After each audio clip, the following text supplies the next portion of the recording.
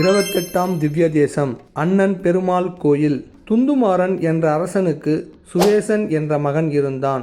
அவனுடைய 9வது வயதில் அவன் அகால மரணம் சம்பவிக்கும் என்று வசிஷ்ட முனிவர் கூறினார். இதை கேட்டு கண்கலங்கிய மன்னன் தன் மகனை காப்பாற்ற ஏதேனும் வழி உள்ளதா என்று வசிஷ்ட முனிவரிடம் கேட்டார். திருவாங்கூர் என்ற ஊரில் சென்று அங்குள்ள தீர்த்தத்தில் நீராடி அங்கு அருள்பாலிக்கும் ஸ்ரீனிவாச பெருமாளை வேண்டி தவம் இருந்தால் தகுந்த பலன் கிடைக்கும் என்று கூறினார். வசிஷ்ட முனிவர் கூறியபடி சுவேதன் குளத்திற்கு சென்று அங்கு நீராடி முனிவர் கூறிய நரசிம்ம மிருதுஞ்சய மந்திரத்தை சீனிவாச பெருமாள் சந்நிதி முன் அமர்ந்து கூறி வந்தான்.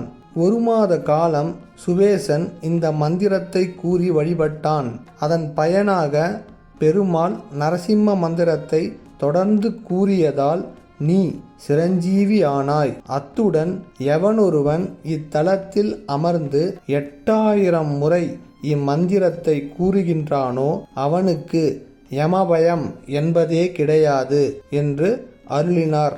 இதனால் சுவேசன் சிரஞ்சீவியாக பெற்றோருடன் வாழ்ந்தான். Like, share, subscribe.